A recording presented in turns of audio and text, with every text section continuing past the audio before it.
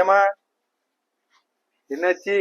சொல்லுங்க. என்ன என்ன என்ன சாப்பாடு? என்ன ஸ்பெஷல் டுடே? மணி 2 மணி ஆகுது. சம்பல். வெறும் வெங்காயத்தை திங்கணுமோ? ஆமா. அது சரி. என்ன சாப்பாடு வச்சிருக்க? நெய்ச்சோறு.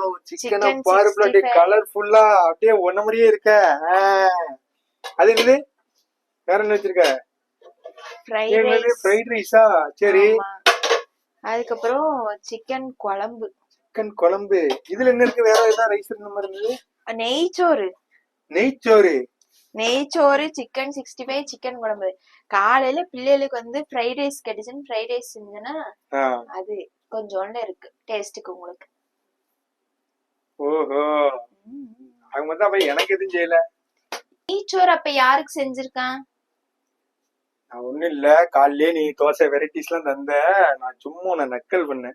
நிறைய வேலை செஞ்ச. இன்னைக்குதான் நீ நிறைய வேலை செஞ்சிருக்க. டெய்லி அப்ப நான் செய்யாம எப்படி சாப்பிடுவீங்க? ஏன் அது ஏன் மூஞ்சி மாறுது? இல்ல நீ நல்லா இருக்க. இப்படி உன்ட சண்டலுக்கு இதுக்கு நல்லா இருக்கும். டென்ஷன் ஆகுதிய. ஆனா பரவாயில்லையே. அப்புறம் ஒரு மனுஷி கஷ்டப்பட்டு வேலை செய்யறது எப்ப பார்த்தாலும் சும்மாதான் இருக்க அப்படின்னா அப்ப கோவம் வராதா? ஏதோ மயமா என்ன கொஞ்சம் அழகா இருக்கப்பே உன்னை அடிக்காம விட்டுதேன். இல்லாட்டா என்ன வக்கீல் படிக்கணும்னு எனக்கு கத்து காமிக்கியா? ஆமா. ஆமாவா? அப்ப உன்னைய தொட்டா உன் சங்கம் எல்லாமே வந்துடும் அப்படிதானே? ஆமா, வரும். வருமா? ஆமா. ஓஹோ, அப்ப எங்க சங்கம்னா வடிவேல் கதை சங்கம். சங்கமே அபராதத்துல வண்டி இருக்க மாதிரி எங்க சங்கம். உங்க சங்கம் ஜம்முன்னு இருக்கு அப்படிதானே? ஆமா. அப்புறம் சும்மாவா? பாருங்க மக்களே, இதான் நிலைமை, தெரிஞ்சுக்கோங்க.